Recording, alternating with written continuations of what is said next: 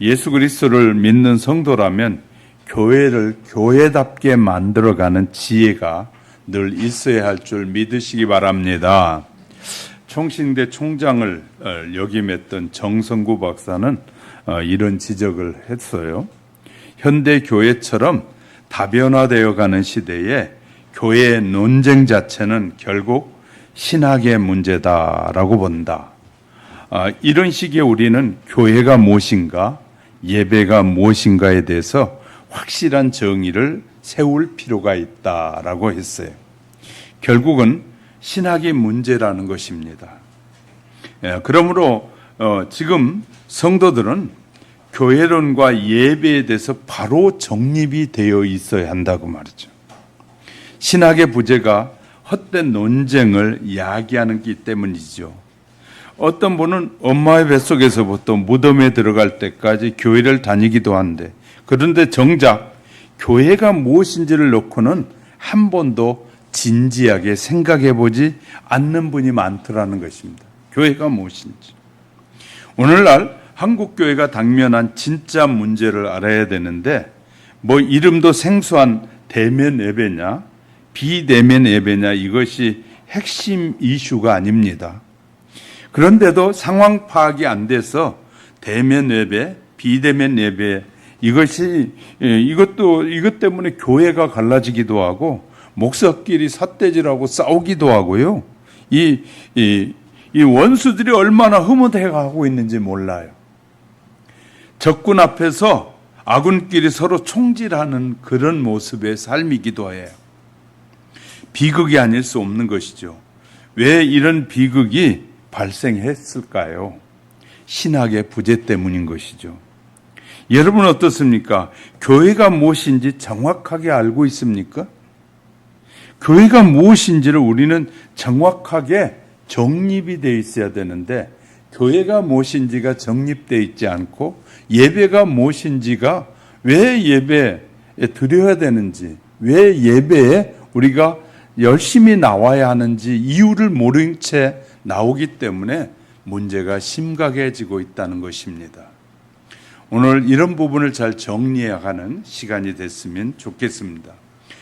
오늘 고린도전서에 불리는, 고린도전서라고 불리는 이 전서를 쓴 사도 바울은 그가 AD 55년경에 제3차 전도 여행 중에 예배소에서 보낸 것으로 알려져 있습니다. AD 55년경에 이 서신을 써서 예배소에서 써서 보냈는데, 옛 헬라의 항구 도시 로마 이 고린도 교회가 서게 된 것은 주 50년경 바울이 제2차 전도 여행 중에 고린도 지역을 지나면서 전도를 통해서 교회가 세워지게 된 것이죠. 그러나 바울이 이듬해 가을에 고린도를 떠나자 고린도 교회는 여러 가지 신앙상의 문제들이 발생하기 시작했습니다. 그 도시의 문화는 다신교였습니다. 그리고 도덕적인 생활이 매우 방종한 사회였어요. 게다가 당시에 고린도는 유명한 사람의 여신이었던 아프로디테라는 신전에는 1000여 명의 사제가 있었는데, 이들은 모두 신전 창녀들이었어요. 신전 안에 창녀들이 1000명이나 있던 그런 모습이에요. 이런 도시에서 교회가 그 사회의 도덕적 방종을 극복하기란 심히 어려웠던 것이 사실이죠. 고린도 교회에 분쟁이 있다는 소식을 바울이 3차 전도여행을 떠나기 전에 이미 안디옥에서 듣게 됩니다. 그래서 교회에 생긴 문제들을 구체적으로 해결하기 위해서 사도의 권위로 이 서신을 기록하여 보내고 있다는 사실입니다. 오늘은 교회가 무엇인지, 성도는 누구인지에 대해서 말씀을 살펴보려고 합니다. 성경적 교회론의 이 정의를 확립하는 귀한 시간, 은혜가 넘치는 시간이 될 수 있기를 주님의 이름으로 축복합니다. 교회에 일어난 분쟁의 원인이 무엇이었느냐? 고린도 교회는 사도행전 18장 1절에 가보면 그 후에 바울이 아덴을 떠나 고린도에 이르러, 고린도는 이 펠로폰네스 반도에 있는 동북쪽에 위치하고 있고요. 항구로서 교통과 상업과 정치의 요충지이면서 풍요한 도시였어요. 고린도는 더베, 아덴, 스파르타와 더불어 고대 헬라의 도시 국가 중에 한 주였어요. 그 전성기는 BC 7세기경이었다. 그러니까 AD 전에 BC 7세기 700년 정도에 매우 이 도시들은 활발하게 교역이 이루어졌던 도시다. 그 후에 BC 148년에 로마 장군 봄피우스에 의해서 이 도시가 파괴되고요. BC 46년에 시저에 의해서 이 신민 도시로 재건하게 됩니다. 신민지 도시로 다시 재건하게 되는데, 그래 바울이 이 도시를 방문했을 때는 인구가 한 60만 명이라는 대도시로 성장하고 있었어요. 송파구 인구가 얼마인 줄 아십니까? 지금 5만 명이 됩니다. 그러니까 그 당시에 고린도 이 지역에 한 60만 명이 사는 큰 도시였습니다. 주변에 다수 헬라인이 있었는데 그 가운데 자유인, 그냥 누구에게 소속되지 않는 자유인은 20만 명이었는데 노예가 40만 명이었다. 그러니까 고린도 지역에 살고 있는 사람들이 60만인데 자유인이라고 자기 마음대로 살 수 있는 사람 60만이고 나머지 40만은 노예들이었다. 그리고 어떤 의미에서 노예의 항구와 같은 것이, 그곳이 바로 고린도 교회 지역이었단 말이죠. 그 중에 유대인의 상당수가 있어서 그곳에는 유대인의 회당도 있었다라고 사도행전 18장 4절에서는 기록하고 있어요. 바울이 고린도에 처음 도착했을 때 이 18장 2절에 보면 약하고 두려워하여 심히 떨었다라고 쓰고 있어요. 그리고 고린도에서 이 전도를 말과 지혜로 하지 아니하고 성령의 나타남과 능력으로 했다라고 고린도전서 2장 4절에서 표현하고 있는 것은 그래서 이 전도가 성공했다라고 쓰고 있어요. 바울이 죄악이 가득한 이 거친 도시에서 심적인 압박을 받았던 것 같아요. 그러나 곧 이 좋은 동역자를 얻게 되는데 아굴라와 브리스길라 부부를 만나게 되고요. 그들은 낮에는 장막을 만드는 기술을 가지고 있어서 장막을 만들었는데 이 안식일 날이 되면 우리는 주일날 하면 쉬는 날이라고 자꾸 생각하는 사람이 너무나 많잖아요. 그러나 이렇게 이제 성경을 찾아보면 그들은 안식일 날도 열심히 전도했다는 거예요. 그러니까 평일날은 일하고 안식일날은 이 회당에 모여서 다시 말해 예배 드리고 난 다음에는 흩어져서 막 복음을 전했다는 거예요. 그러던 중에 마게도냐 지방으로 건너갔던 실라와 디모데가 돌아와서 합세함으로 힘을 얻어 전도에 열중하게 됐다. 고린도에서 바울은 이 회당 전도를 하는데 유대인의 반대가 막 시작됐어요. 유대인들이 우리가 못 들어본 소리를 말한다고 하면서 반대를 하자 디도 유스도라는 이방인의 집에 기거하면서 1년 반 동안이나 최선을 다해 전도를 한 결과 고린도 교회 기초가 세워지게 됩니다. 고린도 교회가 그렇게 해서 전도를 통해서 세워지게 됐다. 고린도 교회의 문제는 1장 10절에 보면, 오늘 우리가 본 1장 10절에 보면 형제들아 내가 우리 주 예수 그리스도의 이름으로 너희를 권하노니 모두가 같은 말을 하고 너희 가운데 분쟁이 없이 같은 마음과 같은 뜻으로 온전히 합하라. 유스도의 집에서 전도는 크게 성공하여 많은 신자를 얻게 됐는데 그들은 대부분이 이방인이었지만 유대인도 일부 있었습니다. 또 그들 중에는 부한자도 있는가 하면 대부분이 서민층이 많았다. 왜냐하면 이 노예들이 많았기 때문에. 고린도에서 1년 반 동안 전도를 끝낸 바울은 유대인의 방해로 인해서 그곳을 떠나 에베소와 가이사라를 거쳐서 안디옥으로 돌아가게 됩니다. 그 후 곧 3차 전도 여행을 착수하는 과정에서 고린도 교회 소식이 들려왔는데 그 소식은 글로우의 집에서 보낸 것으로 그것은 교회 내에 당파 문제가 생겼다. 그래서 11절, 12절에 보면 내 형제들아 글로의 집 편으로 너희에게 대한 말이 내게 들리니 내게 들려왔는데 곧 너희 가운데 분쟁이 있다는 것이라. 분쟁이 생겼다. 그리고 두 번째 편지는 이 고린도전서 16장 17절에 가보면 이 스데바나와 브로나도와 아가이고가 직접 가져왔는데 그 내용에 의하면은 당파 분쟁이 생겼고 그 다음에 불륜의 문제가 생겼다. 교회 안에. 그 다음에 소송 사건이 생겼다. 교회 안에서도. 그리고 교회 안에 혼인 문제가 심각하고 우상의 제물을 먹어야 되느냐 말아야 되느냐 문제가 생겼다.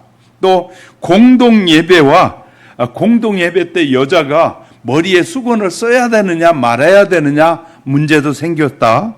뿐만 아니라 만찬에 대한 만찬을 할 때 이 만찬을 어떻게 먹어야 되느냐 문제가 생겼고 성령의 은사의 문제도 생겼고 부활에 대한 문제도 막 대두됐다. 그리고 헌금의 문제까지 다양한 문제들이 근 10가지의 문제들이 생겼다라고 전해온 소식을 들었다 그 말이에요. 고린도 전서는 쓰게 된 동기와 목적은 본 서신이 기록될 당시에 고린도 교회에 분파주의가 생겨서 바울파, 아볼로파, 베드로파, 예수파로 나누어져 비난과 정죄를 일삼는 해괴한 일이 일어나게 됩니다. 이 분열은 초기 기독교회사에서 처음으로 일어난 일인데 오늘날 우리 한국교회와 흡사한 거예요. 우리 한국교회는 예수교가 있고 기독교가 있다는 사실을 알고서 서양 학자가 한국교회는 예수와 그리스도가 싸운다고 비난한 적도 있었어요. 어쨌든 바울은 이와 같은 고린도 교회의 재반 문제에 대해서 지도적 지침을 주어야 했어요. 그래서 붓을 들고 그 해답을 기록한 것이 고린도전서인데 물론 5장 9절에 보면 내가 너에게 쓴 것이라는 말이 있는 것으로 보아 다른 편지도 썼던 것 같아요. 그런데 유일하게 이것이 남아서 고린도전서와 고린도후서가 이렇게 성경 안으로 들어오게 됐다. 그래서 지금까지 남아있는 것은 이 두 개가 남아있는 것이다 라는 것입니다. 그리스도의 교회는 예수 그리스도 구주로 고백한 신자들의 공동체가 그리스도 교회다. 사람들만이 모이는 공동체가 아니라 그리스도가 임재하셔서 머리가 되어주시고 성령께서 다스리며 하나님 아버지께서 주인 되심으로 성삼위가 하나님이 소유가 되는 것이고 이 세상에 어떤 이 권세 아래도 있지 않는 것이 바로 그리스도 교회다. 그래서 교회는 신인 공동체다 그래요. 신인 공동체. 하나님과 사람의 공동체가 교회다. 왜냐하면 살아있는 이 그리스도의 몸이지 않아요. 신인 공동체는. 여기에서 교회의 존엄성을 찾아봐야 하고 또 그러나 요즘 어떤 이들은 이 교회는 진정한 뜻을 모르기 때문에 불러냄을 받은 자가 교회라고 했다면서 자기 혼자만도 교회가 된다라고 말하면서 무교회주의를 지향하는 사람이 생기고 교회를 출석하지 않아도 나는 교회다라고 말하는 사람들이 생기면서 이제 온라인으로도 예배 혼자 드려도 된다라고 하면서 예배와 봉사와 친교와 전도와 헌금은 하지 않아도 된다라고 생각하는 사람이 자꾸 생기기 시작했단 말이에요. 그들은 교회가 무엇인지를 모르고 교회론에 완전히 무지한 사람들이에요. 마치 초등학문의 수준의 신앙을 가지고서 자신은 대학생 수준이라고 자랑하는 어리석은 자와 같은 것이거든요. 신앙은 그리스도의 장성한 분량에까지 자라가야 하므로 겸손한 마음으로 배우고 배움을 멈춰서는 안 되는 거거든요. 교회는 하나님께서 특별히 부르셔서 모인 공동체라고 말하는 이유에 대해서 잘 알아야 돼요. 우리는, 저와 여러분은 이 세상에서부터 불러서 교회라는 공동체로 우리를 부르셨다는 거예요. 하나님께서. 그래서 모이기에 힘써야 됩니다. 이제 교회론을 바르게 정립하고 주님의 교회를 세워가는 성도들이 돼야 돼요. 교회는 저가 지키는 곳이 아니라 우리 모든 성도들이, 교회들이 모여서 교회를 잘 지키고 교회답게 만들어가야 되고 교회를 통해서 하나님께 영광이 되게 해야 되는 거예요. 교회되게 하는 신실한 성도들이 되어야 하거든요. 나아가 베드로와 야고보와 요한처럼 교회의 기둥이 돼야 돼요. 하나님이 우리를 부르신 것은 이 교회의 기둥으로 우리를 쓰시기 위해서 불렀다는 거예요. 우리가 그렇게 신앙생활을 한다면 신실하신 주님은 우리의 가정도, 우리의 생활도 지켜주시고 우리를 믿음의 반석 위에 든든히 세우실 것을 믿으시기 바랍니다. 그것이 바로 교회론이 바르게 정립되어 있어야 한다. 그러면 교회의 정의와 본질이 무엇이냐? 교회의 정의는 무엇이고 교회의 본질은 무엇인지를 알아야 되는데, 교회가 무엇이냐? 그 해답이 본문 2절에 기록되어 있어요. 교회가 무엇인지.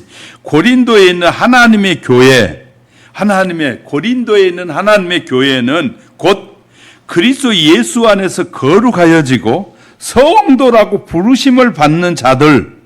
교회가 무엇이라고요? 우리 한번 같이 읽어봐요. 시작. 그리스도 예수 안에서 거룩하여지고 성도라 부르심을 받은 자들이라고. 교회가 바로 이거 교회라는 거예요. 그리스도 예수를 믿고 믿는 그 사람이 거룩하여진 사람들이 모이는 곳이 교회다. 이해가 되셨어요? 예수 그리스도를 믿지 않는 사람은 교회가 아니에요. 예수 그리스도를 믿고 그 예수 그리스도 안에서 모이는 사람들이 교회다. 모이는 곳이 교회다. 그러니까 교회는 건물이 아니라 사람이라고 말해요. 이해가 되셨어요? 교회하면 자꾸 이 교회 가는 건물 보고 사람들은 큰 건물이니까 이건 좋은 교회고, 조그만 교회는 뭐 안 좋은 교회고, 교회의 개념을 잘 모르는 사람들이 하는 말이에요. 교회는 사람이 교회예요. 사람이 교회다. 고린도 교회는 그리스도 예수 안에서 거룩하여지고 성도라고 부름받는 사람들이다 그 말이에요. 그런데 이 정의는 고린도 교회뿐만 아니라 모든 교회의 정의인 거예요. 그러므로 교회란 건물이 아닙니다. 구원받는 성도들이 교회라는 말이에요. 어느 지역에 있든지 교회라고 부르심을 받는 자들이 교회라고, 교회 어느 지역에 있든 성도라고 부름받는 자들이 모이는 곳이 교회다 말이에요. 그리스도인은 한 사람 한 사람 교회가 아니에요. 예수 믿는 나 하나는 교회가 아니에요. 모이는 곳이 교회다 말. 할렐루야. 모이는 곳이 교회다. 신자들이 사방으로 흩어져서 개인적으로 살아갈 때는, 그때는 교회로서 존재하는 것이 아니라 그냥 신자로서 존재하는 거예요. 근데 모여야만이 교회가 되는 거예요. 오직 한 사람의 신자를 존재로 하지 있는 것이 아니라, 여기에서는 한 사람, 내 김 목사, 내 한 사람이 교회가 아니라 저는 한 사람의 신자예요. 그러나 교회가 됐을 때 지도자가 되는 거예요. 할렐루야. 교회로 모였을 때 지도자는. 집사님 한 분과 권사님 한 분이 이 교회가 아닙니다. 신자일 뿐이에요. 교회란 신자들의 공동체가 교회다 말이에요. 할렐루야.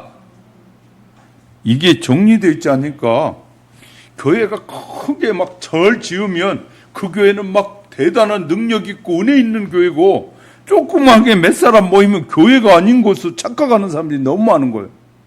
왜냐하면 교회에 대한 분명한 개념이 정리되어 있지 않기 때문에.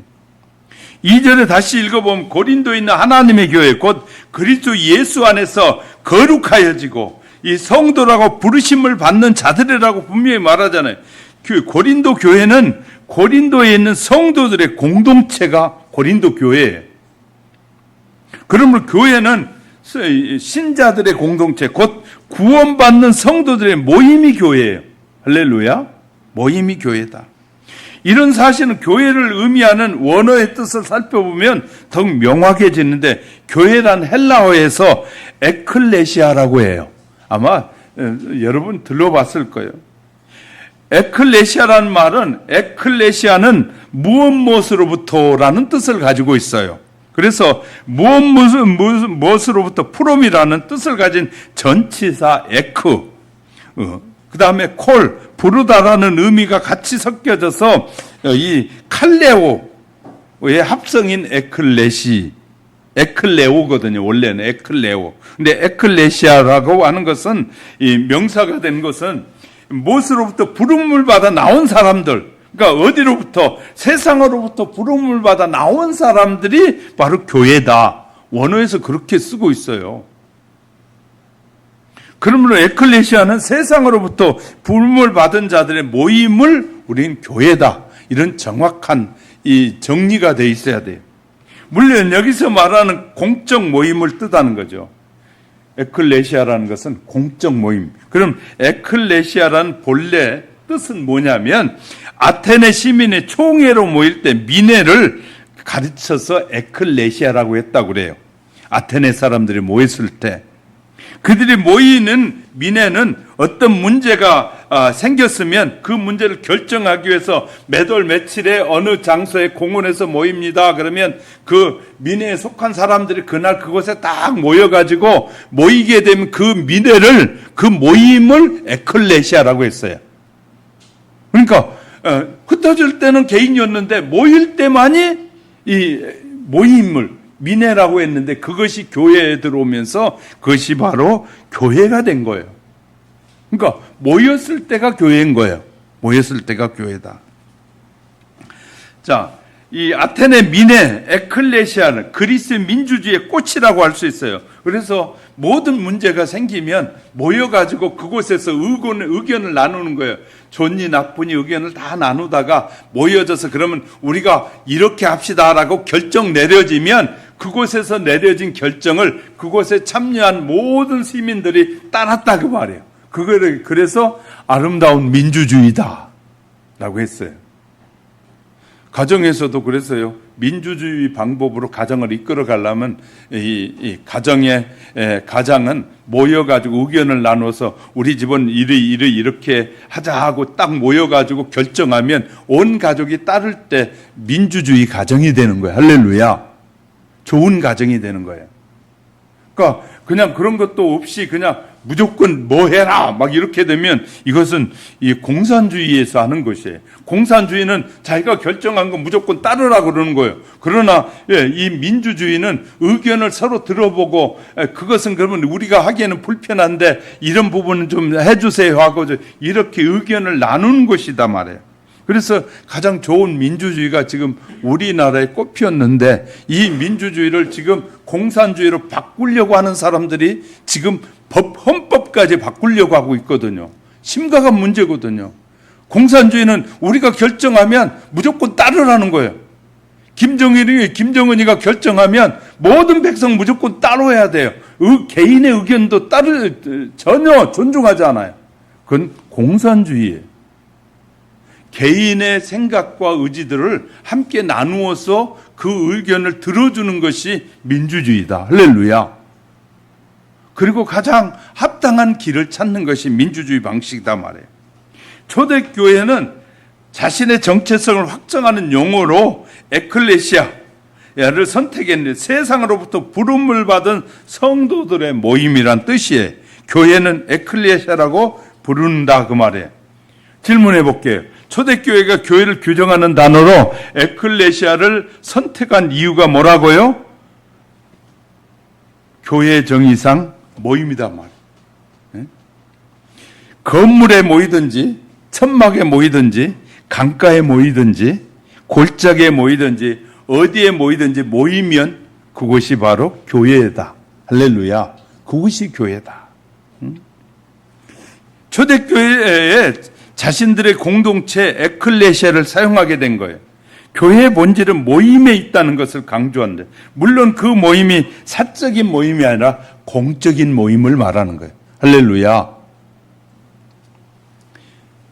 존 메가더 목사는 미국 그레이스 커뮤니티 침례교회를 다니면 목사님이 이런 얘기를 썼더라고요. 교회는 정의상 모임이다. 그것은 그리스어에서 교회, 에클레시아, 부름받은 자들의 모임이란 뜻의 문자 그대로 의미를 가지고 있는 것이다. 모이는 것이 없는 모임은 용어상으로 모순이다. 모이지 않고 교회라고 말하면 안 된다 그 말이에요. 그러므로 기독교인들은 함께 만나는 관행을 버리지 말라는 명령을 받게 된다. 그리고 지상의 어떤 국가도 신자들의 모이는 것을 제한하거나 한계를 정하거나 금지할 권리가 전혀 존재하지 않는다. 우리가 모이겠다는데 모이지 말라 이렇게 말하는 것은 공산주의에서나 하는 일이라는 거예요. 교회는 정의상 모임이기 때문에 교회는 모일 때 존재하는 것이다. 그래서 자금 한국 교회가 직면한 대면 예배, 비내면 예배의 문제가 아니라 결코 그것이 핵심 문제가 아니라는 거예요.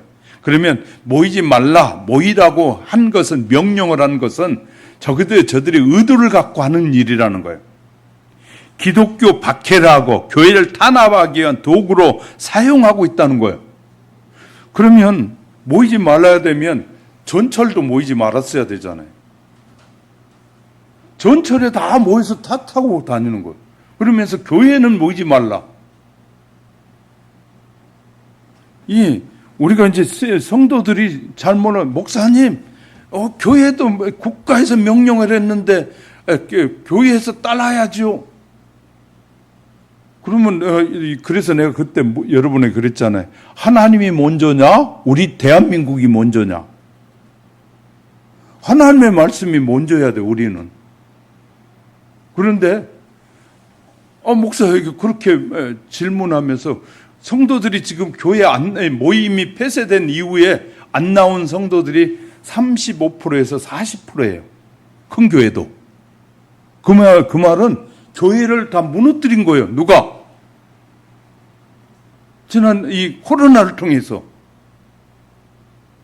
그러니까 교회를 파괴시키는 것은 일을 한 것이지 모임 자체를 금지할 법이 없는 거예요. 종교의 자유가 우리나라 헌법에도 당연히 존재하거든요. 그런데 성도들이 이것이 교회가 뭔지를 모르니까 성도들이 국가에 따라야 된대. 국가는 저희 마음대로 바꿔요, 법을. 하나님의 말씀은 한 번 주어진 말씀은 영원한데 그렇지 않단 말이에요. 이 교회에 대한 기본이 우리가 져 있지 않으면 교회론에 흔들리는 거예요. 교회가 뭔지 모르니까. 왜 교회는 모일 때 존재하기 때문에 교회는 정의상 모임이다 말이에요. 그래서 우리가 진실한 기독교 신자라면 교회를 교회되게 해야 돼요. 잘 모여야 된단 말이죠. 교회에서 이 공예배를 포기할 수 없는 거예요. 왜? 성경은 그리스도인에게 모임을 포기하지 말라고 명령해요.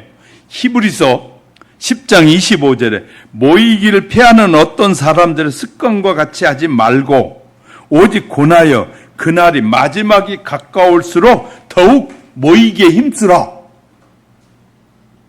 영어 성경인 이 굿 뉴스 바이블에서는 함께 모이는 습관을 포기하지 말라 이렇게까지 쓰고 있어요. 우리가 들었던 새로운 용어 온라인 교회 이런 것은요 언어도단입니다. 그것은 결코 있어서는 안 되는 말이거든요. 온라인 교회라는 말은 다른 말로 하면 따뜻한 얼음하고 똑같아. 따뜻한 얼음이 있어요, 없어요? 없어요. 말처럼 사기성 언어인 거예요. 뜨거운 냉수. 뜨거운 냉수라는 있을 수 없어요. 기만적인 용어예요. 그 말은 상대를 기만하는 것이거든요. 교회는 공적 예배, 즉 세상으로부터 부름받은 사람들의 모임이기 때문에 진정한 교회는 특정한 날 한 장소에 모여 예배 드리는 것을 우리는 공적 예배라고 해요. 모여서 예배하는 공적 예배가 사라지는 교회는 교회가 아닌 거예요. 이해가 되셨죠? 왜냐하면 이 코로나와 같은 이런 사태가 앞으로 또 일어날 것이기 때문에 제가 여러분에게 지금 예배가 무엇인지, 우리가 교회가 무엇인지를 지금 정립해 놔야만이 다음에는 흔들리지 않을 거란 말이에요. 그러니까 코로나와 같이 세계적인 이런 사건이 그전에는 없었기 때문에 교회론을 제대로, 교회가 뭔지, 예배가 뭔지를 우리가 많이 설교하지 않다 보니까 그런 혼선이 왔는데, 이제는 두 번 다시 이런 혼선이 와서는 안 되기 때문에 분명히 말씀드리는 거예요. 그래서 교회가 아니라는 사실, 모이지 않으면 교회가 아니라는 사실을 깨닫게 되시기를 주님의 이름으로 축복합니다. 그러면 세 번째는, 교회는 모임과 친교를 왜 중요시 하느냐? 교회는 모임과 친교를 중요하시는 이유가 뭐냐? 모임을 통해서 곧 뭐가 코이노니아가 가능하기 때문에. 코이노니아란 말은 친교, 교제, 사귐을 뜻하는 헬라어 말입니다. 성경에서 코이노니아가 크게 두 가지로 개념으로 사용됐는데, 코이노니아는 하나님과 교제하는 그의 백성들과 친밀한 관계, 또 하나는 하나님을 믿는 그리스도인들끼리 상호간의 친교, 이것이 코이노니아예요. 그러므로 즉 에클레시아, 교회는 이 교제가 있어야 되는 거예요. 교회는 반드시 교제가 있는 거예요. 그런데 기독교, 불교, 이슬람교 종교의 명칭은 그런 명칭 한문으로 쓸 때 가르침 교자를 써가지고 교회라고 쓰고 있거든. 교회는 가르치는 곳이 아니에요. 친교하는 것이고 나누는 것이지. 근데 우리도 한자로는 그냥 교회라고 가르치는 거로 써놨는데, 그래서 이 세상에서도 교회를 기독교, 불교, 이슬람교 이렇게 표기하고 있어요. 하지만 교회는 이 사길교 사길교자를 써서 이 사귀는 교회라고 써야 되는, 이거 사길교자를 써야 원래 맞는 거예요. 원칙은. 그렇게 표기해야 되는데, 교회의 의미를 전달이 잘 안 되잖아요. 그러면 사도신경에서는 교회가, 성도가 서로 교제하는 것을 믿사오며, 사도신경에도 성도가 서로 교제하는 걸 믿는 거예요. 할렐루야. 그러니까 교회는 뭐 한다고요? 교제하는 곳이에요. 누구와? 첫 번째 하나님과 교제, 이웃과 하나님의 사람들과 교제하는 공동체. 이 교회란 말이에요. 교제라는 말은 이 참된 의미는 코이노니아, 모든 모임을 통해서 가능한 거. 교제는 인격적인 한 만남과 친밀한 교제는 모든 성도가 같은 공간에서 모였을 때 경험되어지는 은혜거든요. 그래서 모이면 무슨 얘기냐? 내가 한 주 동안 은혜 받은 얘기 나누고, 그랬더니 집사님은 한 주 동안 이런 일이 있었어. 근데 하나님이 기도하니까 도와주셨네. 응답받은 얘기를 나누면 또 다른 분도 서로 나누면서, 나는 한 주 동안 이렇게 하나님의 도움을 받았고 하나님이 축복해 주셨다고 서로 나누는 현장이 뭐라고요? 교회다. 할렐루야. 이같이 교회는 세상으로부터 불러냄을 받은 자들, 모임이 바로 교회단 말이에요. 그리고 구원받는 성도들은 예배를 중심으로 모여서 주 예수 안에서 교제하는 것이 교회다. 누구나 수직적으로 하나님과 교제와 두 배는 수평적으로 성도들의 사랑에 나누는 교제. 그래서 교회를 한자로 표기할 때 이 사길교자를 써서 교회라고 써야 교회의 본질이 정확하게 드러나는데, 이 바른 표기 방법인데, 예컨대 우리 하영교회도 그렇게 사길교회자를 써야 되는데, 교자를 써야 되는데 그렇지 못해요. 교회를 가르침으로 자로 쓰는 것은, 교회라고 표기한 것은 이 일반 세상에서 쓴 것이에요. 왜냐하면 불교, 유교 사상을 반영한 것인데, 불교와 유교 사상이 반영된 교자를 쓴 거예요. 왜냐하면 기원이 인간에게 있는 종교는 불교나 유교, 석가 공자의 가르침을 배운다는 뜻으로 종교라고 쓰는 거예요. 배운다는 뜻에서 종교예요. 다시 말해서 종교를 창시한 자의 가르침을 배운다는 것으로 사용되고 있어요. 공자나 석가의 인격적인 만남이나 교제는 전혀 불가능한 살아있는 존재가 아니기 때문에 실은 그들의 인격과 공자의 인격과 이런 교제가 불가능한 거예요. 그래서 배우는 거예요. 모든 종교의 기원이 인간에게 있어서 창시된 창시자는 인간이에요. 이 세상 종교에는. 기독교는 그런가요? 아니에요. 기독교는 기원은 인간에게 있지 않고 하나님께 있어요. 하나님이 창조로부터 시작해요. 하나님이 존재하고 계신단 말이에요. 그런 의미에서 기독교가 종교가 아닙니다.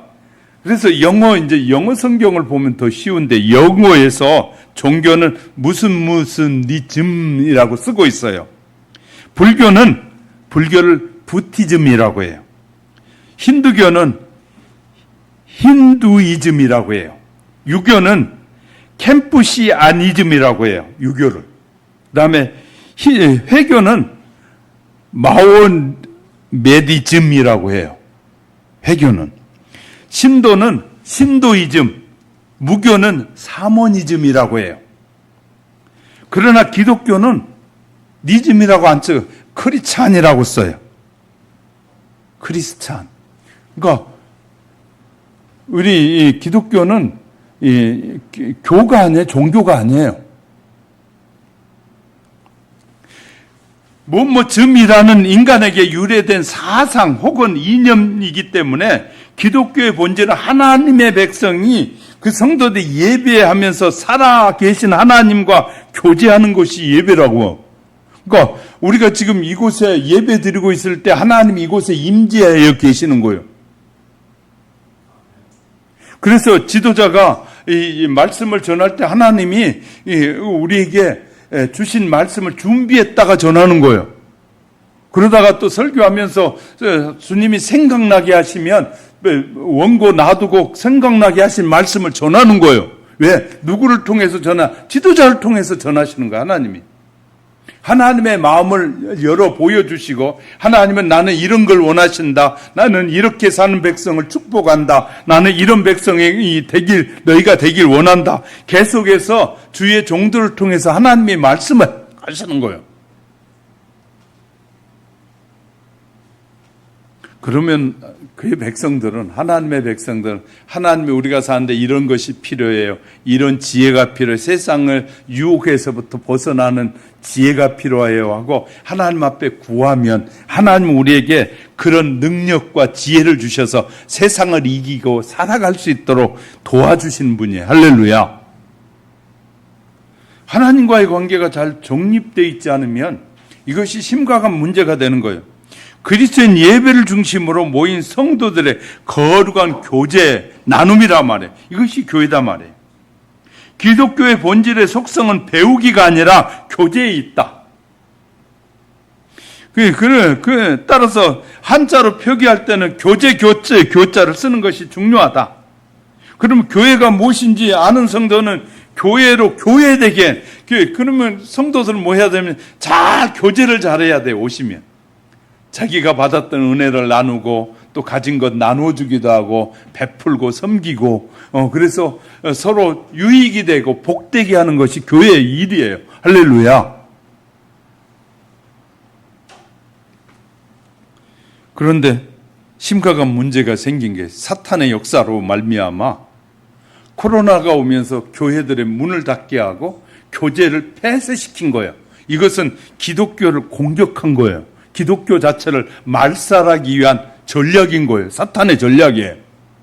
사탄의 전략에 의해서 어떤 지도자들이 그 사탄의 전략대로 교회를 핍박하고 그러는 거예요.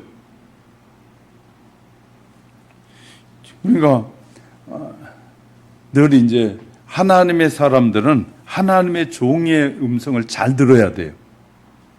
왜냐하면 하나님의 백성이 세상의 지도자들의 말을 듣고 교회에 와서 세상이 이러는데 교회가 막 따라가야 됩니다. 그렇게 말하는 것은 신자가 아닌 사람들이 하는 말이에요. 신자는 절대 그런 말을 하면 안 돼요. 왜냐하면 하나님으로부터 세상에서 부름을 받은 사람이에요. 뭘로 부르면 세상 속에 빛이 되고 세상을 개혁시키고 세상 속에 하나님을 드러내라고 부름을 받은 자예요. 할렐루야. 그런데 세상의 법에 따라가야 된다고 와가지고 교회 성도가 그런 말을 하는 것은 매우 부적절한 표현인 것이에요. 그러므로 온라인 교회 듣기는 좋고 편할지 몰라요. 그러나 이것이 잘못된 것이 교회론에서는 있을 수 없는 일이에요. 그러니까 우리가 이 교회를 잘 알아야 돼요. 1927년에 베를린 신학교를 졸업했던 유명한 신학자 본헤퍼 목사는 박사학위 논문에 이렇게 썼어요. 교회란 무엇인가? 교회는 거룩한 성도들의 교제를 말한다. 즉 하나님과 거룩한 교제, 성도 간의 거룩한 교제를 포함하는 일체를 교회라고 말한다. 그러므로 교회란 하나님의 부르심에 대한 성도의 응답이고 또한 성도와 성도 간의 교제와 응답을 의미한다. 이렇게 쓰고 있어요. 교회의 정의의 본질이 무엇인지를 정확하게 설명한 말이거든요.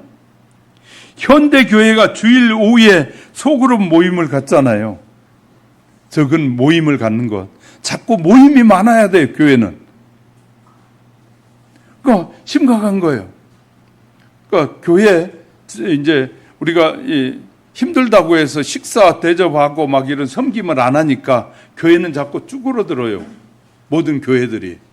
다 세상의 편리에 따라서 우리의 썩어질 육체 언젠가는 하나님 앞에 서는 순간에 숨이 거두는 순간에 우리의 육체는 다 썩어져 없어질 것인데 이거 건강하게 지키겠다고 하나님의 일을 안 하려고 그래요. 그러면 교회는 자꾸 교제가 없어지면 먹고 나누고 교제하면서 서로 사랑을 교제하면서 없는 사람은 그때 와서 얻어먹기도 하고 먹으면서 또 나누고 그래야 되는데 이런 것이 없어지면 교회의 작용은 사라지는 거예요. 교회가 해야 될 사역이 사라져가고 있는 거예요. 그래서요, 실은 옛날부터 교회가 만들어지고 난 다음부터는 수많은 셀 모임, 적은 모임들이 생겼어요. 모여서 한 것이 뭐냐면 하나님의 은혜를 나누고 하나님께 영광을 돌리고 또 어려운 소리를 들으면 그를 위해 기도해 주기도 하고 여유 있는 사람이 또 그런 사람에게 나누어 주기도 해서 서로 베풀고 나눔이 있는 공동체, 가족의 공동체인 거예요. 하나님의 백성의 공동체예요. 하나님의 백성은 누구나 동일해야 돼요.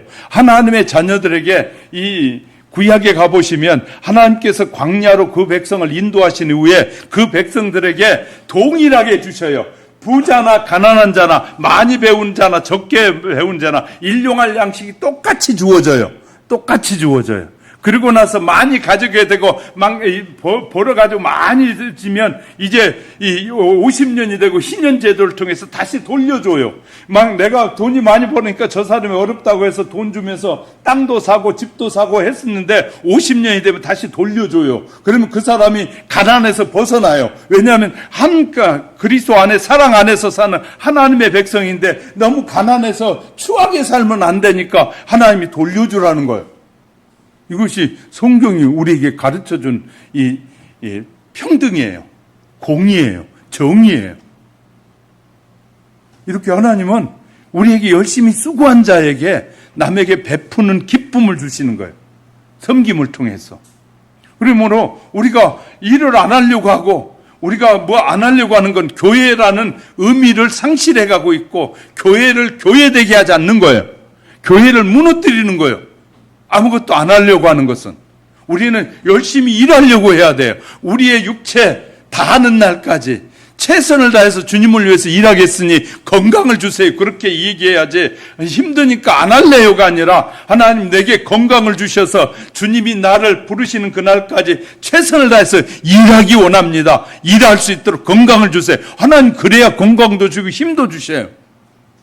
자꾸 편안하게 살려고 하나님의 일을 거절하면 진짜 병이 들어 누워야 돼요.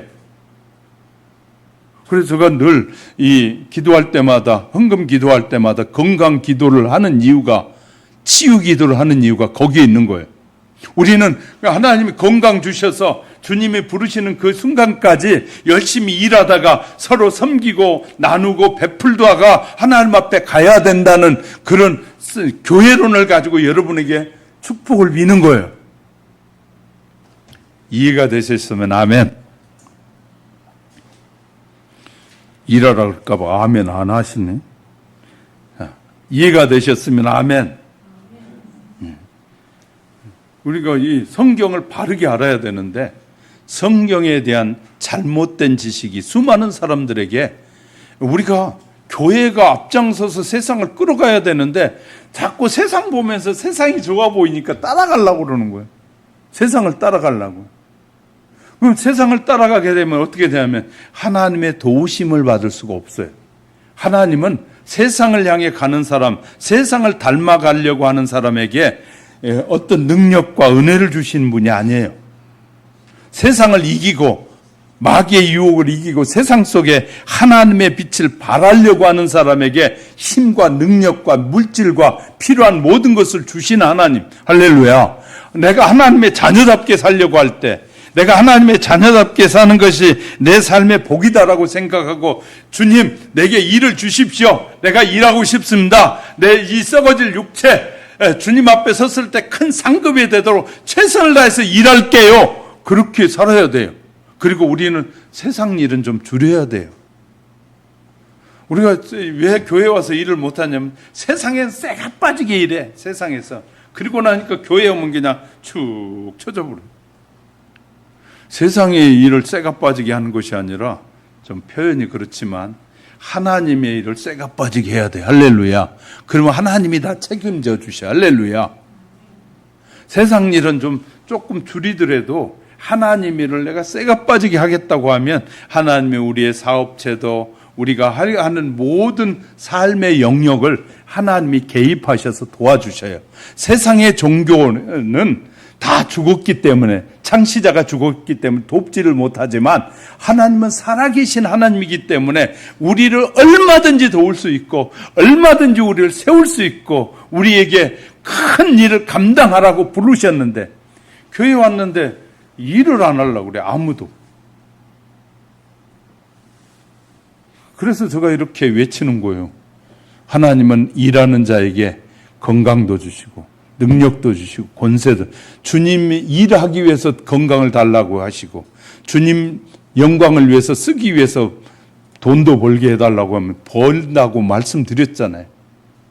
내가 뭘 위해서 보는지가 중요한 것이에요. 나를 위해서 보려고 하면 내 지혜로 벌어야 되는만, 하나님의 영광을 위해서 보려고 하니까 하나님이 지혜를 주셔서 벌게 하시는데 그것으로 떨어진 것이 엄청난 축복이에요. 할렐루야.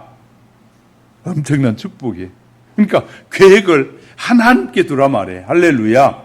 하나님 도와주시면 하나님의 영광을 위해 쓰겠습니다. 우리가 목적이 분명해야 그것에서 주어지는 축복이 많잖아요. 내가 11조를 1억씩 낸다고 합시다. 내가 이 사업이 잘 돼서 11조를 1억 내면 난 뭐 9억은 내가 쓸 수 있잖아요. 그죠? 근데 이 11조 1억 낸 사람은 1억만 보고 크다 그러니까 9억을 못 쓰는 거예요. 그러니까 우리가 하나님 앞에 축복된 생각을 갖게 되면 하나님이 축복하시는 거예요. 저와 여러분 그렇게 부르셨다고 우리에게 말씀하시는 거예요. 그래서 세상에서 우리를 불렀다는 거예요. 그래서 세상 일은 조금 줄이고 우리가 주님의 일에 우선순위, 하나님이 기뻐하는 그 일에 부름을 받았으니 그 부름받은 사명 감당하게 해달라고 기도하는 지혜가 늘 있어지기를 주님의 이름으로 축복합니다. 네, 말씀을 이제 눈을 감으시고 정리하기로, 교회가 무엇인가를 바르게 안다는 것은 그리스도인에게 있어서 대단히 중요합니다. 그리스도인 중에서 개인적으로 하나님과의 관계 속에서 신앙생활만 잘하면 되지 않느냐라는 생각을 하는 사람이 간혹 있지만, 교회의 원어인 에클레시아라는 말의 의미를 바로 이해하지 못한 데서 나온 그릇된 사상입니다. 교회는 신앙인을 낳고 기르는 어머니와 같고 교회는 신앙의 공동체이기 때문에 교회는 그 본질에서 이탈하지 말아야 합니다. 그 형태의 본질을 가지고 나갈 때 하나님의 도우심을 얻고 능력을 얻게 되는 것이에요. 그러므로 교회가 무엇인지를 아는 저와 여러분은 모이는 일에 힘써야 되고 모이기를 즐거워해야 되고 모이면서 내게 있는 주어진 것을 나누고 베풀면서 하나님이 이렇게 큰 일을 하셨음을 자랑하며 살아가는 그런 은혜를 베풀어 달라고 세상을 이길 수 있는 힘을 달라고 잠시 기도할까요?